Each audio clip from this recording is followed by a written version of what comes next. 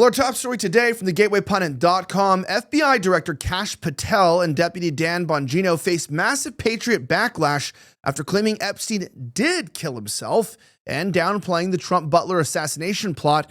We're talking about this story and so much more here on the Gateway Pundit's Week in Review.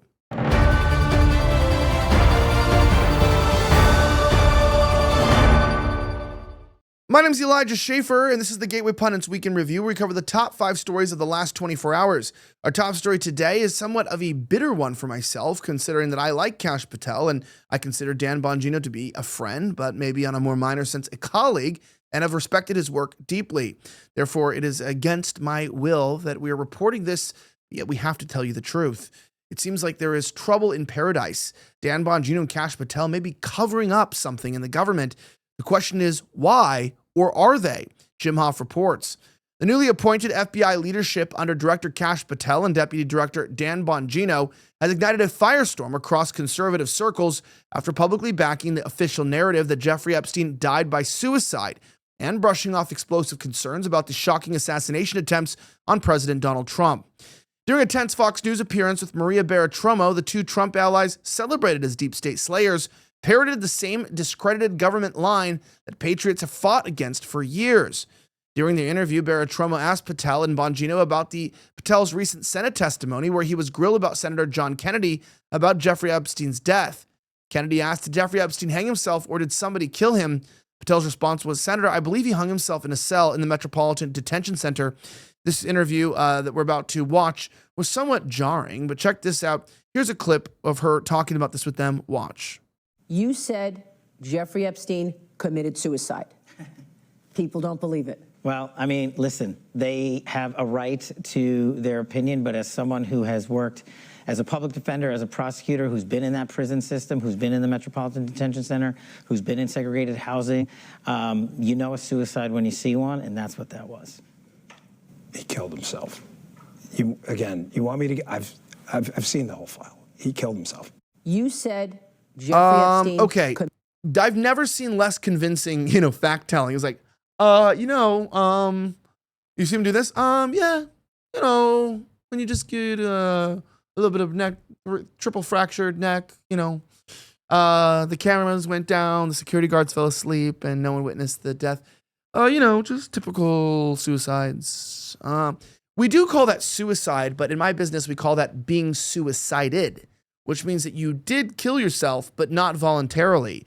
Look, I don't think any of the evidence points to the fact that he killed himself. I mean, the autopsy from the lack of witnesses to what was going on shows that there was definitely foul play, or I should say, according to my version of events. And they go, well, who are you to say more than the FBI directors? Well, as one notable commentator, Clint Russell, stated out, I'll believe them when they can explain those other 4 anomalies. And that's what I think. That being said, it's also quite interesting. Check this out. Alex Jones put a clip up like this. Watch. You said Jeffrey Epstein committed suicide.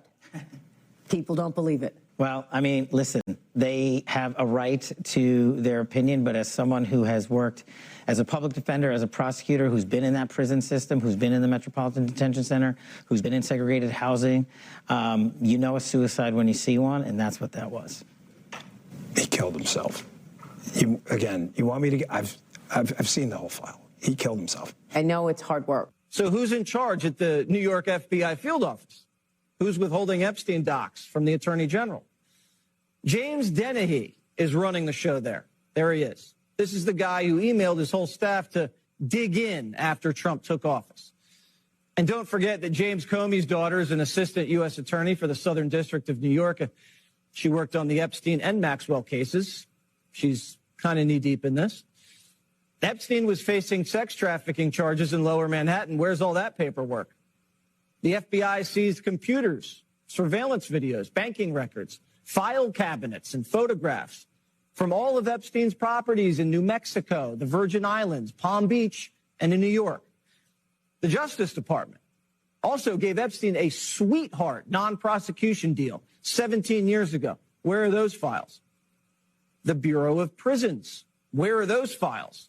You remember where Epstein killed himself? I asked Bill Barr about that, why everything seemed to go wrong that night. When I first heard all the information and all the coincidences here, I was suspicious. What were the coincidences? I mean, those were a lot of coincidences. Well, one of the cameras was out. Right. He was supposed to have a cellmate. The cellmate left. They didn't replace the cellmate. And the guards who were supposed to check him every half hour didn't check him. My EMT source said he was on the scene immediately to pull Epstein's body out to the morgue. And when he got to the cell, he saw 7 people there touching Epstein's body and moving stuff around. Yeah, so that's also an anomaly they don't talk about. What happened after, right? You don't typically meddle with a suicide, especially with a high-profile person. It kind of reminds me of when we killed Osama bin Laden and then we just dumped his body out at sea. But he's dead. We got him. And you're like, well, that's kind of weird. Why wouldn't you at least show us, right? We can see the Pope when he died. This is supposed to be the enemy number 1 of the United States, you know? The de facto leader of Al-Qaeda. What's funny now is you even ask high schoolers and college students if they know who was behind the September 11th attacks. The rumor that it was Al-Qaeda is so poorly constructed that they can't even teach it well enough in school that kids remember. Kids don't even know who was behind the attack because so much of has come out in the recent years, you know, whether it's Saudi Arabia, whether it was the United States working with Saudi Arabia, whether it was Mossad. I mean, there's been a lot of, you know, conspiracies out there. And the young people don't really buy the official narrative. Do you think it was Al-Qaeda? Well, that's an interesting question. But that being said, it's also important to realize that Dan Bongino says there's no big issues there, especially when it comes to Trump's assassination attempt. A very interesting thing, you know, the Trump Never Surrender gold sneakers are a bold, patriotic statement. Now, the reason why these sneakers are amazing is because, you know, they try to take Trump out. They try to kill him. Now, these shoes have a gold finish and red, white, and blue accents. They are comfortable, durable, and lightweight, and they're perfect for daily wear and sparking conversations. The Never Surrender slogan inspires resilience, making them ideal for Trump supporters or bold style lovers. And limited to 1,000 numbered pairs, they're exclusive and collectible. You can grab these amazing shoes. They're stylish, they're cool for all ages at themagaoffers.com/GP. It's THEMAGAOFFERS.com/GP. You can save up to 15% off using our Pundits link. Act fast. They're selling out right now. They're limited supply. Remember, even if you're not wanting to wear these, get these for a Trump lover in your house. You know, get these for your son who loves Trump and wants to make a statement at school without wearing a MAGA hat because they can't wear the red hat. Wear these to work and see what people say and tell them, that's my president. You know, that's my president who put the tariffs to save our economy. That's my president who has gone out and is showing the Middle East that we're really in charge, not Netanyahu, not Zelensky, not these people asking us for money. Trump's the one doing it. He's putting his foot down. So put your foot down in a Trump sneaker today at themagaoffers.com/GP. Use that promo code to get 15% off before it's too late. Now, as I mentioned, speaking of Trump lovers, you know, the thing is you can kind of like understand maybe if Dan Bongino and Kash Patel were lying to the American public because that's what the FBI does best, is lie to us about Epstein. That maybe, okay, that makes a little bit of sense because maybe there's a national security interest. Maybe there's a certain country that was behind the assassination that they're trying to protect, right? And maybe that country is our ally. And maybe it's worth lying to the American people and using our tax dollars to deceive us to protect the identity of another country. That's what some people are saying. I'm not saying that, but some people are. However, at least with the Trump assassination, everybody knows, you know, there was too many red flags, too many excuses about the slanted roof, how, you know, snipers couldn't stand up, too much cover run. None of it made sense. And so there's got to be some anomaly there. Well, listen to what Kash and Dan had to say. You know what, Maria? Kash is not kidding. We've been personally briefed extensively on every single detail, nugget, tendril of this case. One is actively in court right now, so out of respect for the case, it's probably more appropriate that I stay quiet on that. However, I'm not going to tell people what they want to hear. I'm going to tell you the truth, and whether you like it or not is up to you. If there was a big explosive there, right? Given my history as a Secret Service agent and my personal friendship as a director does with the president, give me one logical, sensible reason we would not have. If you can think of one, there isn't. In some of these cases, the there you're looking for is not there. And I know people, I get it. I understand. It's not there. If it was there, we would have told you. I don't actually believe that Because if you remember the Vegas shootings, I mean, there was nothing there too, right? The largest mass shooting in modern American history where FBI informants were involved. And they said there was no motive. You know, it's at this point, it's really disappointing a lot of these members of the Trump administration. Wouldn't you agree? And as an ardent and avid Trump supporter, again, I don't regret voting for him. I don't think the world would have been better under Kamala. I think he's doing a good job in terms of trying to rescue the American economy back from people who are taking advantage of this nation. I think he actually does love this country. But there's something very suspicious going on about these two individuals that I think leaves a lot more questions than it actually gives us answers. It doesn't sound a lot like truth. It sounds more like gaslighting. And the problem is when it comes to people like Dan Bongino, who I know and respect, and again, I would ask him face to face, man, why are you presenting information in a way that not only doesn't seem honest, but you don't even sound credible while presenting it? It's really hard to see from someone who you can tell when Dan's being honest, you know? And maybe he is, right? To give him the benefit of the doubt, maybe he is. I don't think he is. I don't think Patel. Look at that face of Patel. Can you go back to that real fast? That does not look. Can I zoom in on that? Let me get down here. Let me see if I can get that. He looks nervous as hell. You know what I mean? That is crazy. That's like, can I please go now? I got peed my pants. Yeah, exactly. Well, anyway, I digress. That being said, in a rudimentary sense, the Army issues guidance and begins separation of trans soldiers. Antonio Graceffo actually reported this original report. Under President Trump's new guidelines, transgender individuals are now deemed non-deployable and formally disqualified from military service. The Trump administration has initiated the separation of transgender service members, declaring that gender dysphoria is medically incompatible with military standards. The Department of Defense has issued a series of memos directing the identification and removal of voluntary or involuntary of those diagnosed with or showing symptoms of gender dysphoria. The policy follows President Trump's January 2025 executive order and states that expressing a false gender identity divergent from an individual's sex undermines readiness, cohesion, and lethality. Officials say that the move enforces standards rooted in uniformity, discipline, and what they call biological truth. Now, on February 26 of 2025, the Department of Defense issued a memorandum titled Additional Guidance on Prioritizing Military Excellence and Readiness, formally disqualifying individuals with a current diagnosis, history, or symptoms of gender dysphoria from military service. The policy states that such conditions are incompatible with readiness, cohesion, lethality, and integrity, and affirms that all personnel must meet standards without special accommodations. Under Executive Order 14168, the Department of Defense defines sex as an immutable biological classification, male or female, and requires all service members to serve in accordance with their sex. This designation now governs compliance with military standards, including physical fitness, grooming, uniforms, and access to bathrooms, showers, and birthing. Pronoun use and terms of address must also reflect a service member's biological sex, reinforcing the military's emphasis on uniformity and discipline.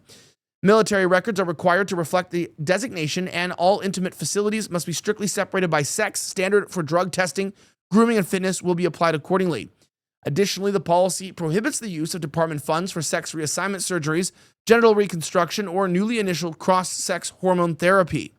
Screening for gender dysphoria has been integrated into routine periodic health assessments and fall under the individual medical readiness. Now, the service members who disclose symptoms or history of gender dysphoria are referred by commander based on observed behavior, are flagged for further evaluation. Separation proceedings must begin within 30 days of identification. Now, everyone's going to call out, this is obviously transphobic, but honestly, these words are stupid. I come from a day and age where we're not really afraid of trans people. It's not a fear factor, but it's more like they're mentally ill, so we shouldn't put them around children.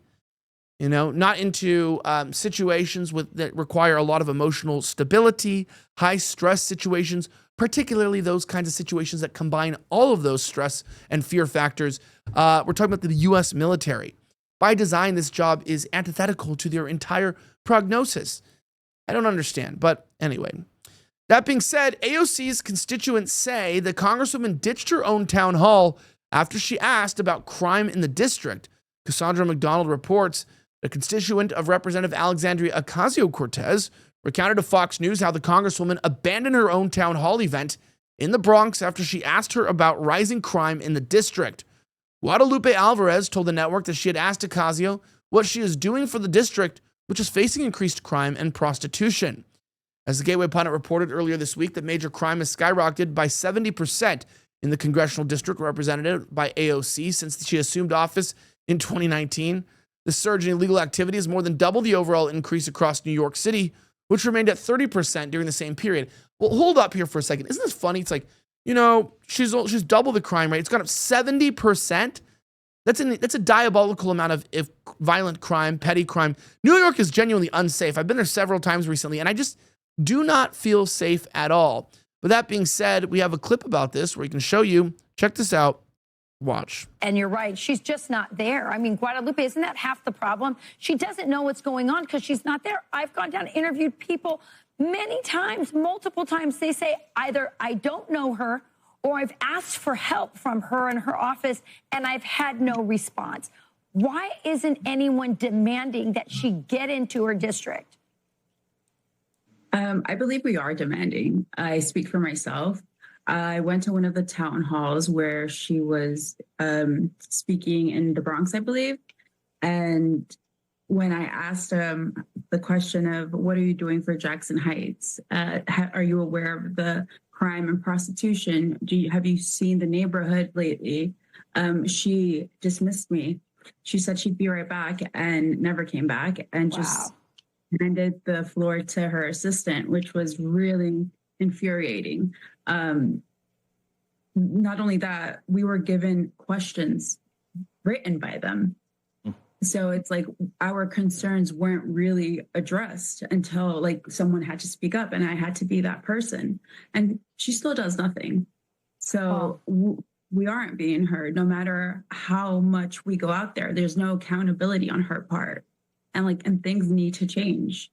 And more people need to speak up. It also turns out that, she's not policing her district. She's not helping her district. And the question is why? Obviously, because it has no benefit to her in the meantime, because she's busy pushing her far left agenda. That's why these people crashed the economy under Biden. But Warren Buffett just invested over $50 billion in energy. Billionaire Ken Griffin increased his oil investments by 150%. Even Elon Musk says we can't live without oil. But here's what Wall Street isn't telling you. There's a smarter way to profit from oil than buying stocks. It's a unique investment that lets you collect monthly royalty checks from America's richest oil fields. You're not buying shares in a company. You're getting direct ownership in oil-producing properties. And you can start with just $25. You can learn more about the #1 oil royalty play for 2025 at ElijahOil.com. That's ElijahOil.com to discover how to collect monthly oil royalty checks starting today. Go to ElijahOil.com, invest from the Oxford Club in something that will be around for a long time, that is natural resources. I believe they're even renewable. Some people say that's not true, but believe it or not, you can find your investment strategy today at ElijahOil.com. Lastly, it's important to understand that Representative James Comer says staffers behind Biden's Autopen scandal, when he was clearly in mental decline, have been identified, warns subpoenas are coming. Check this out. It turns out that the Autopen scandal just erupted into a full-blown constitutional crisis. House Oversight Chairman James Comer revealed in a bombshell interview with Jason Chaffetz that his committee has identified the shadowy White House staffers responsible for wielding President Joe Biden's infamous Autopen during a period when Biden was clearly in mental decline. The Autopen scandal first erupted in March when President Trump, in a fiery late-night Truth Social post, declared Joe Biden's Autopen pardons void, vacant, and have no further force of effect. Trump revealed that Biden, whom he branded as the worst president in the history of our country, did not personally sign the pardons, nor was he even aware of them. Joe Biden did not sign them out. More importantly, he did not know anything about them, Trump wrote. The necessary pardoning documents were not explained to or approved by Biden. He knew nothing about them, and the people that did may have committed a crime. In April, President Trump escalated his calls for accountability, demanding that the person or persons operating Biden's Autopen be jailed. Why did the Autopen give Schiff a pardon? Biden knew nothing about it. Who operated Autopen? That is the biggest question being asked in D.C. They almost destroyed our country. They should all be in jail, Trump said on Truth Social. Now, on Saturday, Trump reacted to a newly released audio from Special Counsel Robert Hur's 2023 interview with Biden and labeled the Autopen scandal a major part of the real crime. Whoever had control of the Autopen is looking to be a bigger and bigger scandal by the moment. It is a major part of the real crime that the presidential election of 2020 was rigged and stolen. He also slammed former FBI Director James Comey as a dirty cop for spying on his 2016 campaign. And we have some clips here from the interview that just happened about this on Fox News. I think it was actually on Fox, so let me just check this out for a second and double confirm. Check this out. Yeah, here's what he had to say.